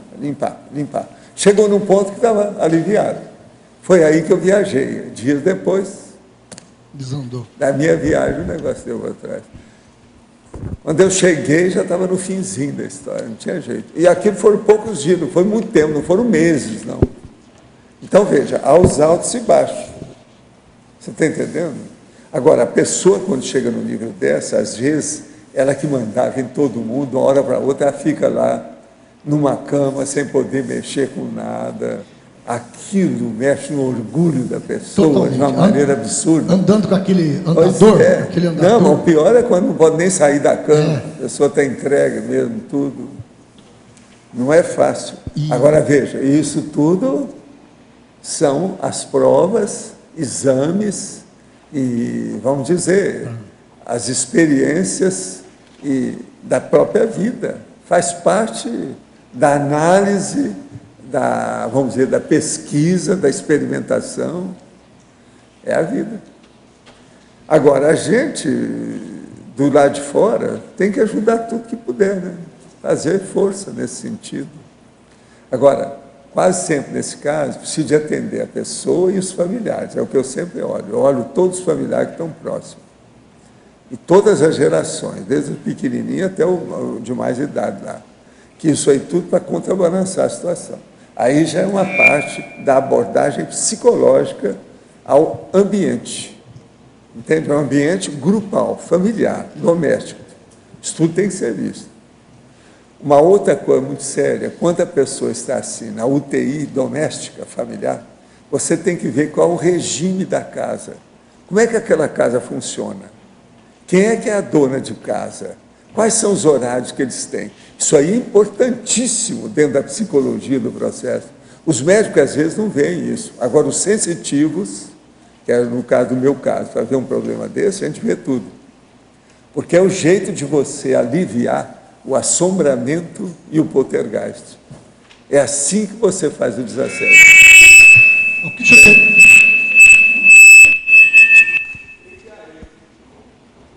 O que o senhor quer dizer com os horários? Você diz, isso é assédio. Assédio ruidoso, estático, sonoro.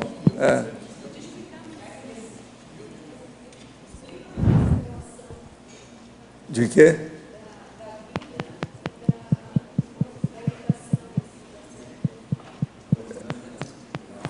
Você está falando do holopensene? O holopensene é o seguinte: quando você vai ver que tem uma pessoa que está lá enclausurada na cama, a cama virou uma masmorra e ela não pode sair devido ao processo de alguma doença, e o ambiente é negativo, porque tem aquelas pessoas que estão nisso por pouco tempo, num ambiente ótimo. Elas estão preparadas para dessomar. Então é uma pessoa revoltada contra tudo e contra todo. Tudo que aparece, ela culpa aquilo pela condição que ela está. Então, o universo ela dá conta. Numa condição dessa, é preciso da pessoa sondar o ambiente do lar, daquela casa, onde ela está. Que aquela casa se tornou o hospital da UTI para ela. Então, ali você tem que ver. Tem cachorro na casa? Tem gato? Tem criança? Quem é que são as outras pessoas? Tem pessoa de idade? Tem alguma pessoa que usa tóxico? Como é que é a situação? Quem é que comanda? Quais são os horários da casa? Que hora que é o almoço? Que hora que é o jantar? Como é que é isso? O regime da casa. Toda lar, toda casa, toda residência tem um regime. É boboca aquele médico ou psicólogo que vai atender uma pessoa na casa que não sabe disso. Eu, como atendi muita gente em casa, no interior, de tudo quanto é jeito, inclusive na periferia da cidade, a primeira coisa que eu olhava era o regime da casa. Você tem que saber como é que é. Eu nunca fui lá. Eu preciso saber como é que é o ambiente. É assim que você entra na estrutura do holopensene doméstico. O intramuros, os indoors, entende? E aí pode intervir. Aí você começa a ver onde você vai apalpando para poder ajudar. É isso que eu queria entender. Então, por exemplo, você chega lá e vê que às vezes tem um monte de coisa, como já aconteceu comigo.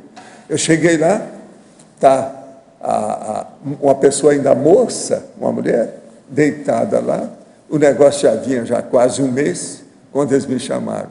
Eu olho assim de lado, tinha uma coleção de armas, você está entendendo? De tudo quanto é jeito, perto da doente. Falei assim, ó, que tal a gente tirar isso aqui? Vamos colocar flores aqui temporariamente, que lá tinha uma janela grande, podia pôr flor, depois tirava, né? Que não ia fazer mal. Vamos colocar umas flores no lugar dessa... Vamos melhorar o ambiente. Outra coisa, isso aqui está tudo preto. Vamos pôr as coisas bem claras e chamar a atenção de tudo aqui. Enfim, acabar com esse inverno, você está entendendo, sem lua, de foice no escuro, e colocar uma primavera aberta, radiante, no sol brilhante aqui dentro. Começamos a melhorar isso tudo, porque o ambiente estava carregadíssimo. Você já pensou? Você chega lá, está a pessoa doente lá, dentro daquele ambiente baratrosférico. Como é que fica uma condição dessa? Agora, geralmente, isso são as pessoas que passam pior de tudo. E outra coisa, às vezes uma pessoa nova ainda, tendo uma condição daquela. Aí é uma revolta, né? Eu começo a melhorar a pessoa, eu começo a ver a pessoa e começo a ver o resto, tudo que diz respeito a ela. Primeiro aquele quarto, depois o outro, se tem corredor, o que é que tem, o que é que o povo faz. Enfim, eu viro do avesso tudo. Agora, no interior, quando você começa a fazer uma coisa dessa, não tem jeito, alguma coisa vai melhorar. Não fica pedra sobre pedra, sempre melhora. Agora, ó, a maioria não sabe fazer isso, nem na psicologia, nem na medicina. Professor, eles fica só na superfície da coisa. Agora, essa questão, por exemplo, das pessoas de idade, elas se cercam muito com fotos, né? E o senhor fala que as fotos são um bagulho energético também, não é isso? São. Então, álbum de família, às vezes... Foto de parente que morreu, que não sei o quê. Tem álbum de família que cria um problema. Mas, veja, eles são inevitáveis e, às vezes, são muito necessários. Então, o problema é estudar, né? Qual é o álbum de família que está sendo falado aí? Como é que é? Professor, qual é o critério que você utilizava para ir quando era te solicitado ir naquela família? Como é que é? Qual o critério, por exemplo, que você tinha, ou você ia em quase todas, ou ia em todas? Não, ó, quando a pessoa está lá doente, eu vejo quem é que sobrou, que é o chefe ou a chefa da casa. Aí eu chamo ela de lado e começo a conversar. Como é que vocês funcionam aqui nessa casa? Se o doente foi para lá uma semana, a coisa está ainda quente. Se já está lá um mês, o povo todo já sabe. Então, eu quero saber de tudo aquilo que quer que se passe. E aquilo eu começo a ver e calçar tudo que eu acho que é negativo. E começo a limpar o negócio todo. Entendendo? Tem lugar, gente, lá no interior, que eu chegava, o doente está lá faz um mês, antes de entrar no quarto, já sentia mau cheiro. Isso tudo tinha que dar um jeito, tinha que limpar. Agora, o melhor da história, eu chegava, arriava minhas coisas e começava a fazer limpeza, eu mesmo. Entende? Na mesma hora, então o povo começava a desconfiar, vinha ajudar. Para a gente limpar tudo que havia, porque o negócio é terrível. Agora, como é que uma pessoa pode melhorar num ambiente desse? Aí as pessoas às vezes reclamam, eu falo assim, não, eu estou acostumado com o hospital, onde tudo é limpo.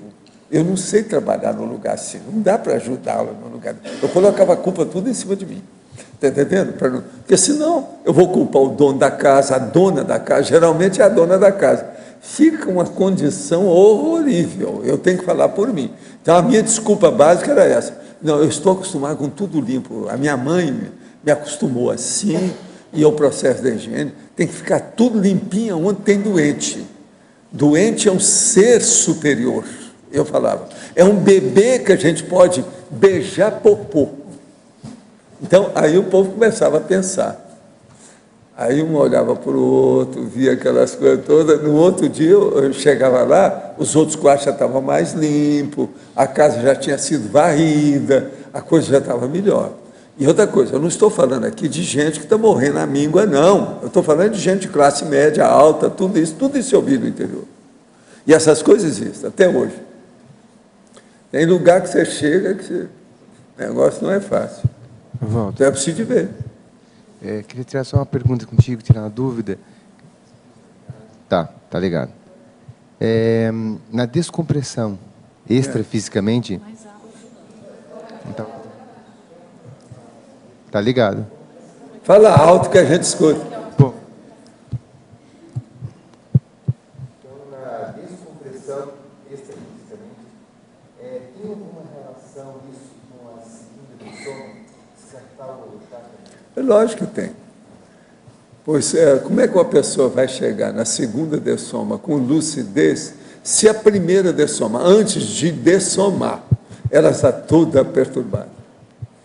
Ela vai, às vezes, ela dessoma e fica como parapsicótica pós-dessomática, ela não chega na segunda dessoma. Às vezes ela passa dezenas de anos sem nada. Não, na segunda dessoma depende do nível, o que é que ela alcançou com isso, como é que foi a situação. Aí muda. Entende? A segunda, geralmente, a pessoa já começa a ter uma certa lucidez. Agora, é preciso saber, foi segunda dessoma para onde? Qual foi o destino dela? Porque todo mundo dessoma está fazendo uma turnê, é uma viagem no estrangeiro. Ela foi para onde? Qual é o interesse dela? Olha para a procedência dela anterior, como é que foi? Isso tudo tem que ver. Cada caso tem que examinar com calma. Então, mesmo a pessoa tendo a segunda dessoma, ela pode ir para um lugar não muito positivo. Outra coisa também séria. Nunca vá no bico das aparências. Por exemplo, uma pessoa morreu assim ou assado, não interessa. Se ela morreu de uma doença grave ou qualquer coisa, pode ser tumor, pode ser alguma coisa, ela estava perturbada, isso não quer dizer nada. Que a hora que ela é dessomada pode mudar de uma hora para outra. Entendeu? Sim. Então, essas coisas tem que ver com muita calma. A causa mortis e o atestado de óbito não diz nada o que pode acontecer na segunda dessoma, não. Tá. Uma coisa não conjumina com a outra. Tem que examinar caso por caso e ver como é que é. Agora, a coisa mais séria que tem é o estado de ânimo da pessoa dessomante. Ela está preparada para aquilo? Ela tem, assim, bom ânimo? Ela tem bom humor para morrer? Ela está morrendo com elegância? Ela está morrendo com educação? Isso é que é a coisa mais séria que tem. Sim. Uma pessoa, por exemplo, ela está aí, está quase em estado de coma. Você sabe se ela está dessomando com elegância ou não. Só pelas energias que você sente com ela. Sim. Gente, se até gato, ele sente o processo bioquímico da pessoa que vai morrer, pensa bem o sensitivo, o que não sente? Agora, olha, tudo isso é perigoso. Vocês lembram daquele caso que eu contei aqui? Que eu estava atendendo os outros no meio lá do mato, várias casas, e aquele negócio todo, vindo de um lado para outro. Quando chega aquele rapazinho e fala, estão pedindo, doutor, para o senhor ir lá, que o homem está passando muito mal, que veio da fazenda. E o negócio está passando muito mal. Eu disse, mas não levaram ele para o hospital? Eu falei assim, ainda não. Eles querem levar, mas queria que o senhor olhasse enquanto está aqui. Porque eu estava fora da cidade, onde eu atendi o povo, era mais ou menos uma periferia, entende?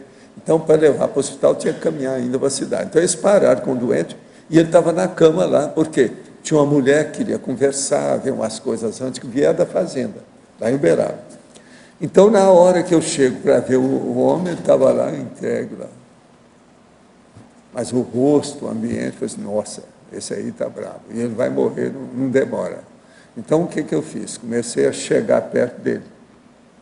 A hora que eu cheguei perto dele, ele avançou em cima de mim com as garras assim, ó, para furar meus olhos. Com óculos e tudo. Eu saí na hora. Ele caiu, eu comecei a dar energia nele, daí a pouco ele dessomou na minha frente. Agora, veja, o homem estava numa revolta danada. Agora, eu te pergunto, o que você acha? Era ele ou era um assediador? O que você acha que seja? Era ele mesmo, não tinha assediador nenhum. Outra coisa, nunca tinha visto o homem. Não tinha nada. A hora que eles levaram o homem, eu vi a situação toda assim, afastaram o homem, não tinha assediador, não tinha nada. A mulher que estava acompanhando era positivíssima.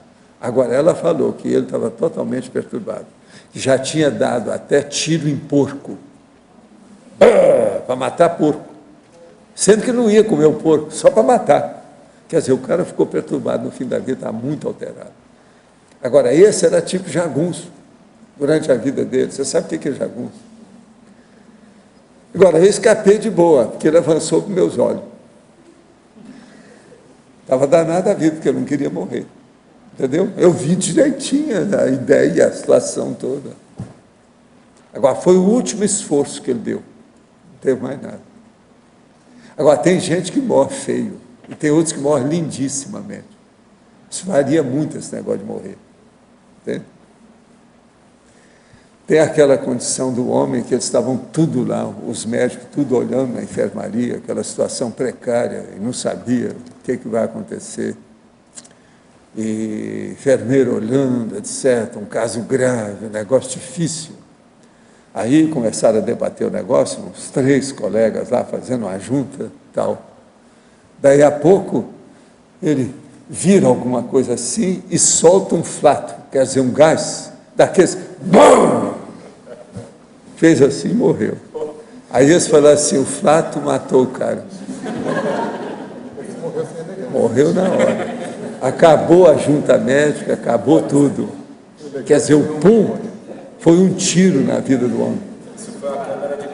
A câmara de gás.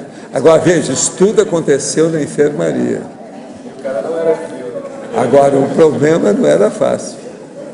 Agora, você há de ver, é a cara de contrafeita dos médicos, um olhando para o outro, a situação toda e a situação ali. Quer dizer, você está entendendo? A vida saiu pelo gás. Foi embora, acabou. Acabou. Agora, foi uma coisa absurda. Mas você sabe, problemas intestinais, né?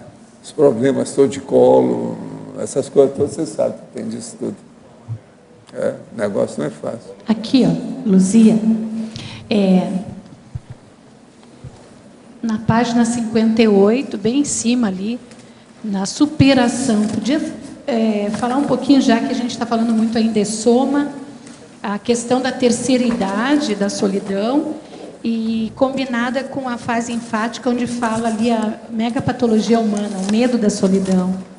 E referente à terceira idade, como que funciona isso? Como é que é? Tu fala aqui da página 58, item 8, a superação. Isso. Certo? A pessoa na terceira idade, ao perder o sono, à noite, superar a lamúria de sentir-se só, ao empregar a técnica da insônia produtiva na realização de tarefa mental somática. Tá. E aí tu quer a relação disso com a frase enfática. Isso nós assim, né, que é porque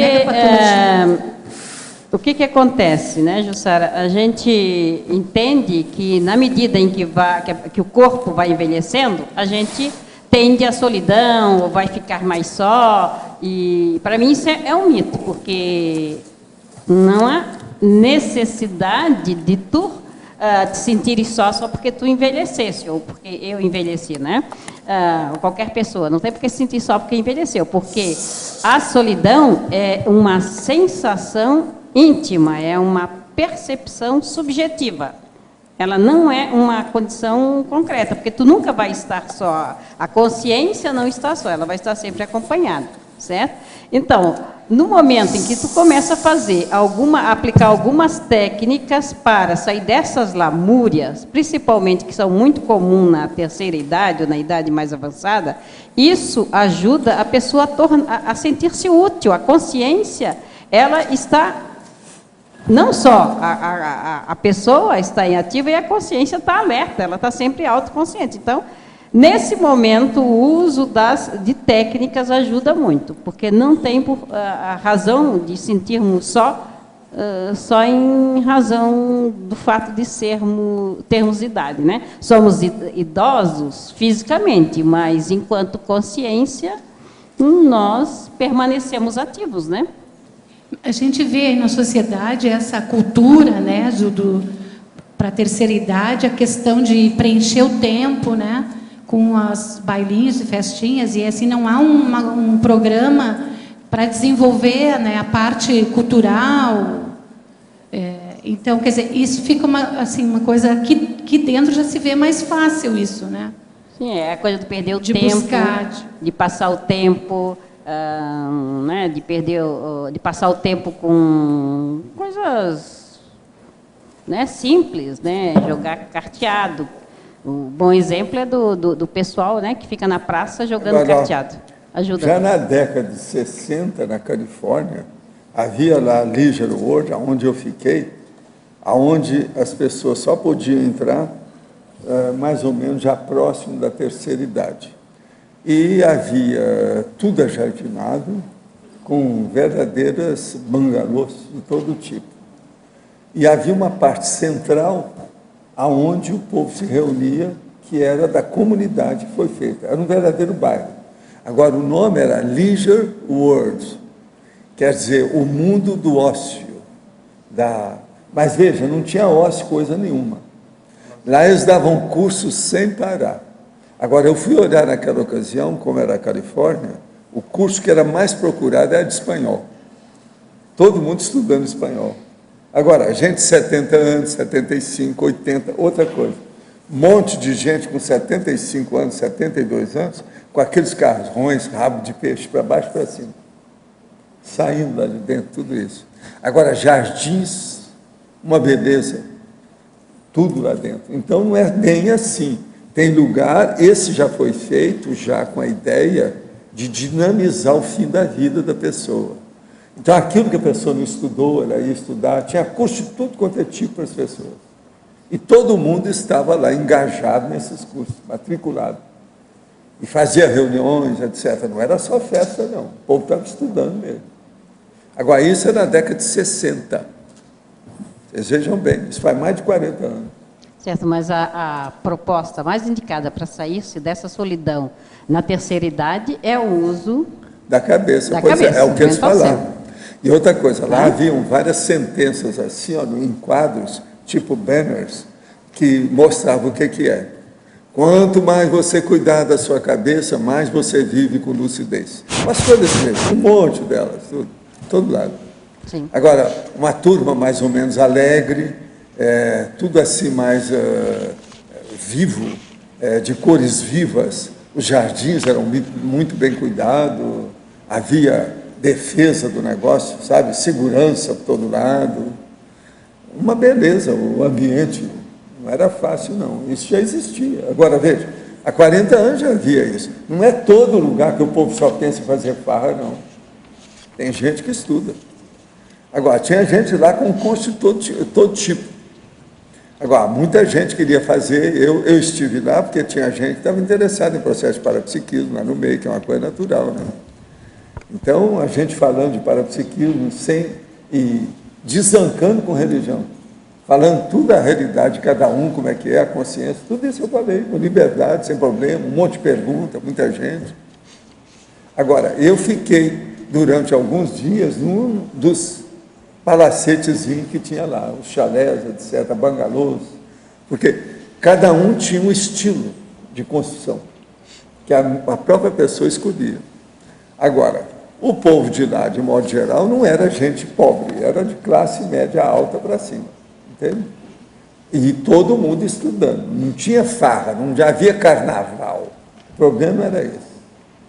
Agora, os jardins tinham coelhos andando para baixo e para cima, lebres, tudo tinha. Aqui estão me falando aqui para divulgar na tertúlia, se achar pertinente. Promoção de dicionários e gramáticas. www.ciados livros, deve ser fiada, não? É Ciados, hein? Ah, é companhia, né? Dos livros, .com.br, até 40% de desconto. Exemplo, dicionário na loja do Santos Azevedo, de R$ 75 por R$ 45,90. Dicionário dos gêneros textuais, de R$ 37,50 por R$ 31.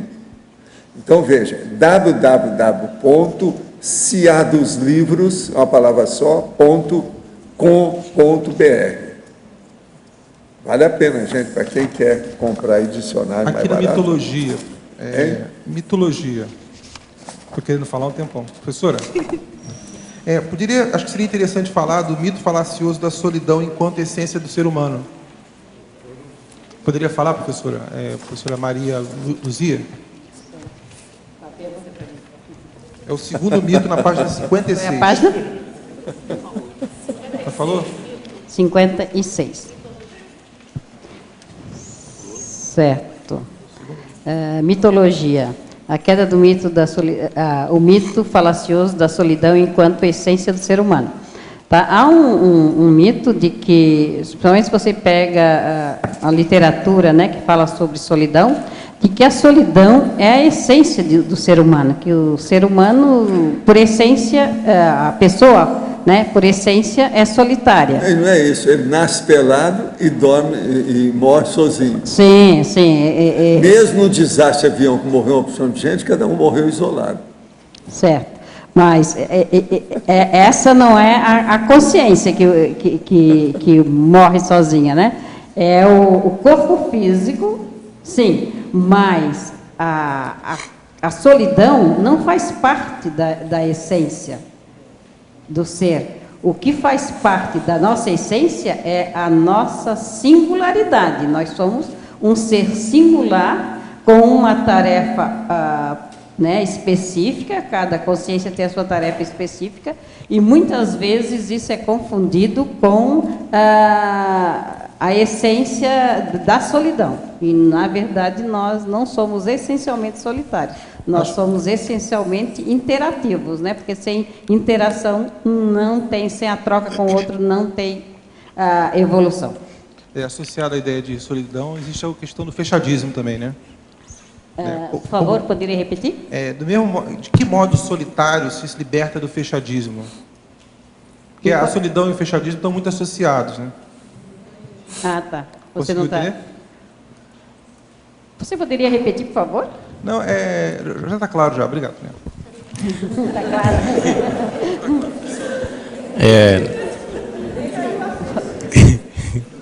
Eu cresci ouvindo que o ser humano tem essência, e que na essência aí a gente teria uma coisa, tipo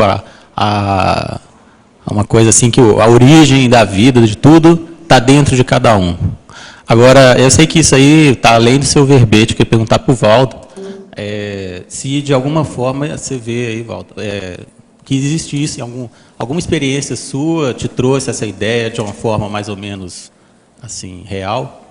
Eu não entendi nada. Eu quero saber assim. A pergunta é filosófica. Você entendeu? Eu queria saber o seguinte: a gente tem uma essência, uma coisa muito assim, a raiz da consciência, um negócio assim, como se fosse. Essa coisa, na filosofia tem uma coisa assim, tem uma turma que fala assim de essência. Todo mundo tem uma essência, não sei o quê. A essência da pessoa é o autodiscernimento.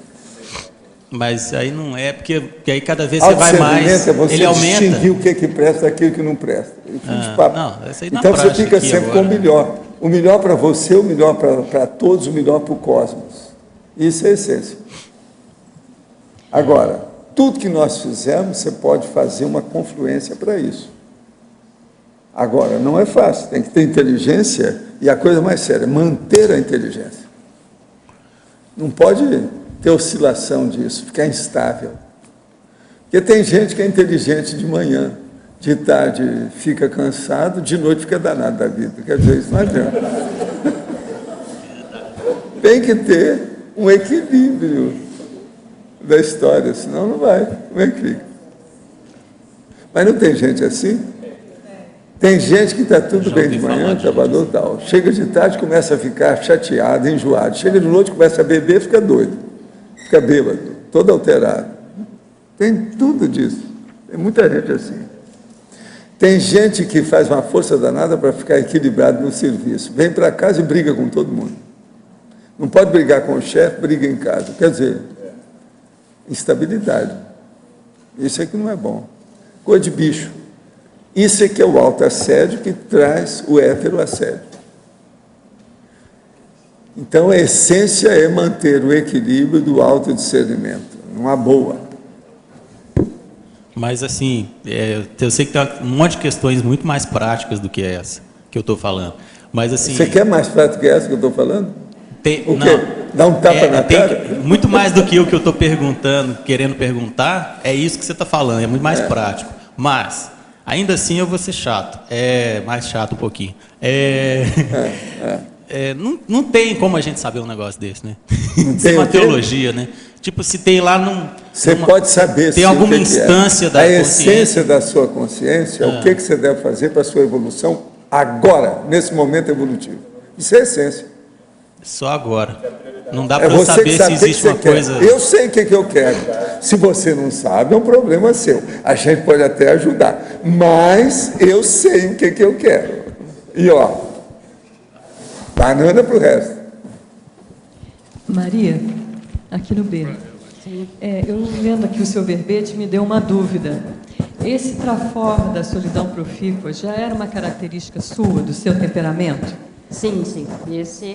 Porque quando eu fui fazer o curso de verbetografia, Eu me impus uma condição, né, uma cláusula, aí, que eu só faria o curso se eu conseguisse escrever o verbete junto, como se diz, né, na gíria, levar direito a escrita do verbete. E eu precisava um tema. Aí eu fiquei pensando sobre o tema, e eu estava estudando multidimensionalidade, e me ocorreu escrever sobre solidão. Só que pensei, escrever sobre solidão é difícil, eu não tenho esse histórico de solidão. Aí que me ocorreu escrever... Você nunca passou numa cela de convento há alguns anos, não é isso? Ah, eu já passei muitos momentos sozinha. Não, convento. Não, convento não. Não precisei passar por esse experimento. Até me sugeriram, mas eu vi que não...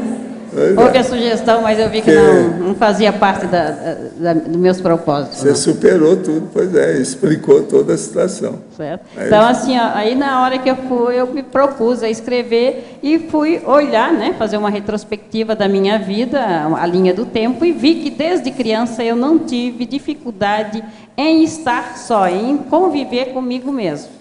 Eu nunca não tive essa dificuldade, né? Então, eu sempre lembro assim, que desde os 4, 5 anos, principalmente dos 6, dos 7, eu tive muita autonomia, certo? Respeitando as normas, as regras, a obediência à autoridade da casa, tudo isso, mas muita autonomia. Eu sempre soube o que eu queria fazer e fui atrás, né? Eu fui atrás daquilo que eu queria fazer. O saber o que a gente quer, por que quer, né, é muito importante para se conviver consigo mesmo e poder passar os momentos sozinho, né? Aí vem minha segunda pergunta.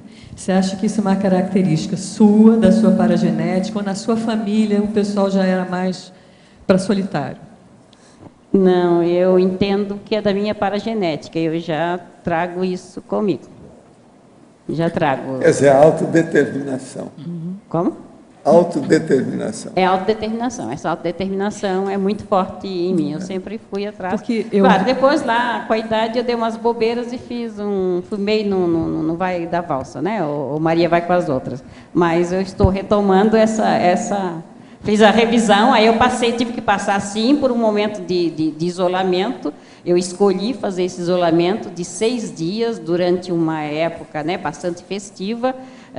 Eu passei por 6 dias sozinha na mata para poder reencontrar o veio proexológico. Até você colocou aqui no seu verbete, né? Exato. Essa questão. Eu não sei qual conselho que você poderia dar, que eu vejo que tem muitas pessoas que não conseguem ficar com elas mesmas. É difícil. Sim. Elas têm que estar sempre recorrendo ao outro, à companhia, ao ocioso. Que conselho você pode dar aí para as pessoas chegarem a essa condição de conviver consigo mesmo? Primeiro que ela tem que, de fato, olhar para si mesma, né? Ela tem que encontrar-se, tem que se perceber, ela tem que se descobrir, ela tem que se escanear, fazer o raio-x dela mesma. Isso é ela que pode fazer. É a proposta do autoestudo. Sem a pessoa se conhecer, ver como é que ela funciona, ela vai sempre precisar de alguém que esteja com ela, né? Como precisar de muleta. Porque eu ainda não sei como é que eu funciono, eu não sei quem eu sou, eu não sei por que eu vim, por que eu estou aqui. E aí isso é difícil, tá? E nós estamos aqui então só para ajudarmos um ao outro. Se a pessoa, mas o fato de ajudar não quer dizer que eu tenho que ser dependente do outro ou completamente independente do outro. Não, é a troca, é a interação contínua, né? Então, assim, aí a pessoa tem que fazer esse exercício, e isso é um exercício. E aos poucos, se ela não consegue, né, ela tem medo, porque eu conheço muitas pessoas que dizem, nem pensar, ficar um domingo sozinho, um final de semana sozinho, ou então feriadão... Não pode ficar no escuro. Né? Não pode ficar no escuro. Não pode ficar no escuro, não... Tem pessoa adulta nem pensar. Ela vai ter que fazer o exercício lento. Nesse seu caráter de autodeterminação, que isso é um mega trafor, a primeira coisa que uma pessoa pode fazer, que isso é muito comum, que é um bom hábito, uma boa técnica, um método para ela ver o nível de autodeterminação, tem uma coisa fácil. É ela perguntar, eu sou capaz, ou eu venho na minha vida fazendo ginástica sozinho, ou eu tenho que praticar esporte para fazer algum exercício? A pessoa que tem autodeterminação é capaz de praticar todos os exercícios dela sem precisar de auditório. Já aquela que não tem muita autodeterminação precisa de companhia para ela poder ter incentivo de fazer uma ginástica. Senão ela não faz, ela não tem estímulo, não tem motivação. Isso é uma das maiores provas técnicas para a gente ver o nível inicial de autodeterminação da pessoa.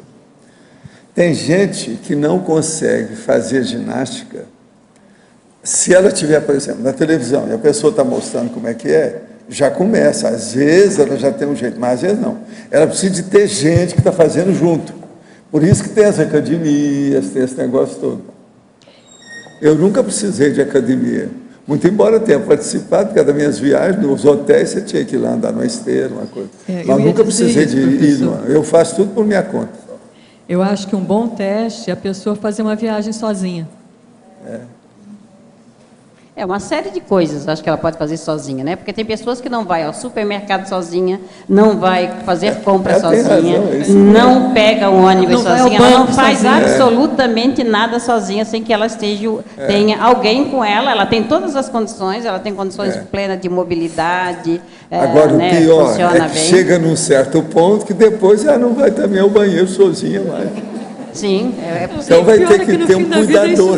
Aí o negócio piora tudo.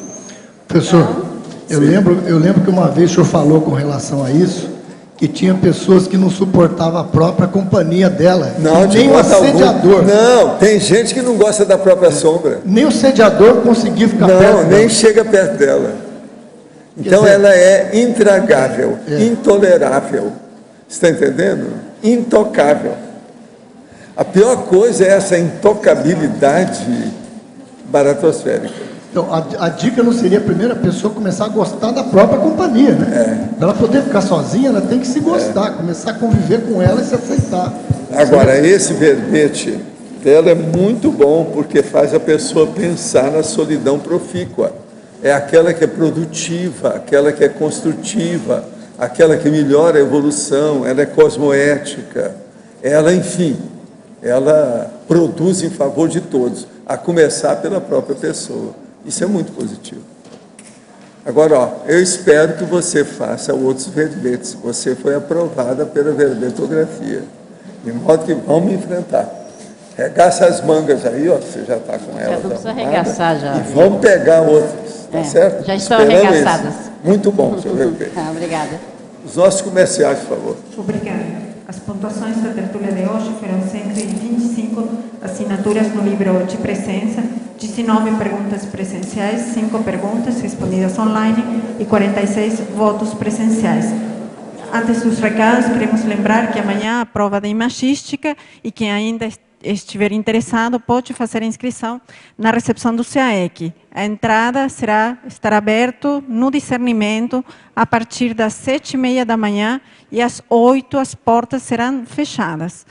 Hoje temos 5 recados. O Felipe Mansur e equipe do CAEC, reinauguração laboratorial. Sandra, dinâmica das crianças e adolescentes. Luiz, lançamento do livro Clarividência. Rosângela e o Roberto Almeida, primeira Jornada Internacional de Conscienciometrologia. Rosa, programa Verbetografia EAD. E antes, Fernando vai falar sobre os amigos da enciclopédia. Boa tarde a todos. Nosso recado para os associados do programa Amigo da Enciclopédia, que nós temos, em média, 40 assinaturas que vencem por mês. Está correndo um fato que muitos estão atrasando, deixando de renovar. Tem, lógico, suas razões pessoais aí para isso. Mas isso causa uma defasagem no fluxo de caixa do programa Amigos para fazer frente a todas as despesas e os custos de manutenção da infraestrutura aqui, da produção da Enciclopédia da Conscienciologia. Então, nosso apelo a esses amigos que assinaturas venceram nos últimos meses, que estão vencendo muitas assinaturas agora em abril, que dentro das suas possibilidades façam a renovação. É muito prático, é muito fácil. Só ligar na recepção do CAEC, todos os dias, inclusive sábado e domingo, das 8 às 18, com um cartão de crédito você faz em 2, 3 minutos a renovação. Ou também pelo site do programa Amigos. E nós agradecemos e ficamos à disposição. Obrigado. Pessoal, nós gostaríamos de convidar todos para agora conhecerem um novo laboratório do estado vibracional. Então, hoje nós estamos reinaugurando mais 3 laboratórios do CAEC, estado vibracional, o mental somático e o laboratório de evoluciologia. Esses laboratórios foram repensados e foram todos otimizados com a experiência que nós já tivemos ao longo desses anos do CAEC, para que o experimento seja o melhor possível dos pesquisadores. Então, convido todos que vão conhecer o laboratório. Nós vamos sortear 20 créditos de laboratório para quem estiver presente e também haverá um bolo e uma bebida para o pessoal que for prestigiar a inauguração. Obrigado. Boa tarde a todos aqui e aos que nos assistem pela internet. Eu estou aqui hoje para divulgar uma atividade que é a Dinâmica das Crianças e Adolescentes, que acontece todos os sábados, das 9 às 11 horas.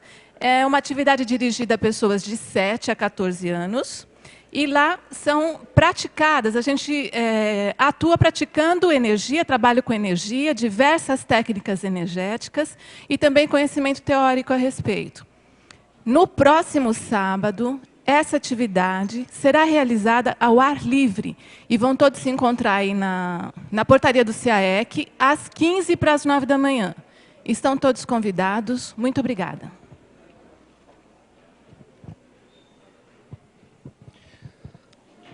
Boa tarde para todos.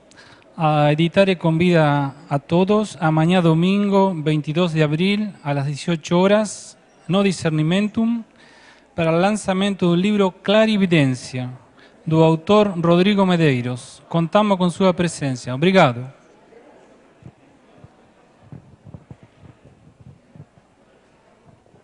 Boa tarde. A Consus convida a todos para participar da primeira Jornada Internacional de Conscienciometrologia, que acontecerá de 6 a 8 de julho em Foz do Iguaçu.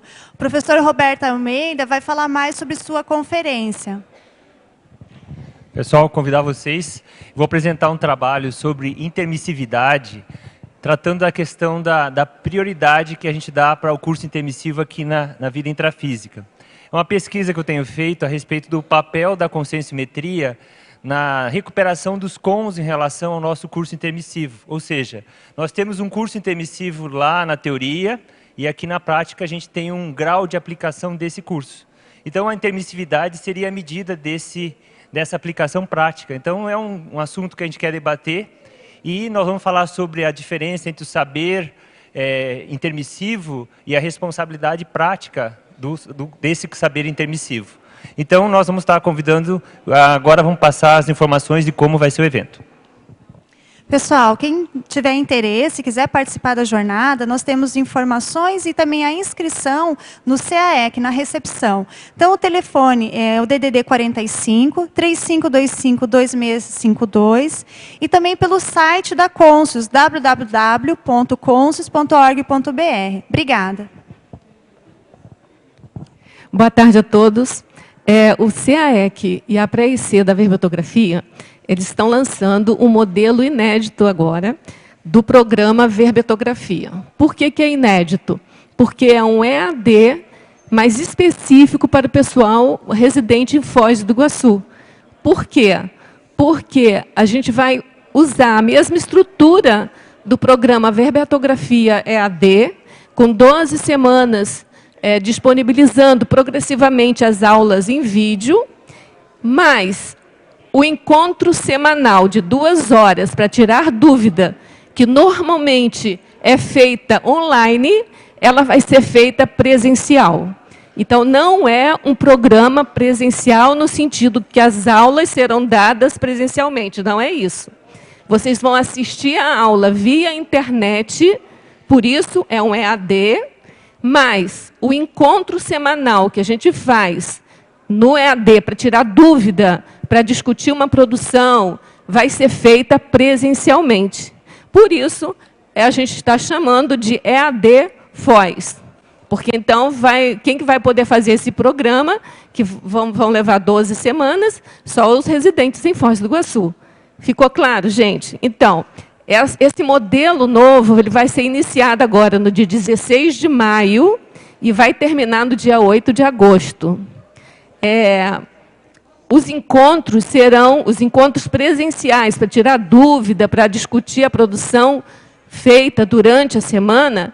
elas serão nas quartas-feiras, então toda quarta-feira, entre 16 de maio e 8 de agosto, toda quarta-feira a gente vai ter 2 horas presenciais, que serão de 19h30 às 21h30, e o local vai ser na OIC. E a gente tem vaga limitada, a gente conta com a presença de todos.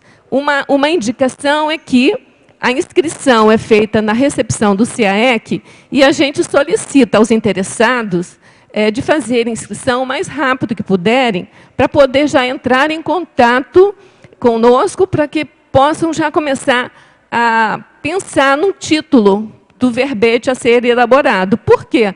Porque se a pessoa já entra com título, ela já avança de uma maneira mais significativa na elaboração do seu verbete durante todo o processo do programa Verbetografia.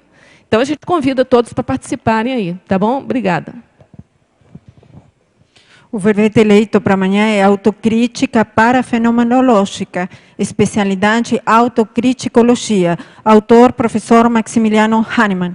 Obrigada e boa tarde a todos.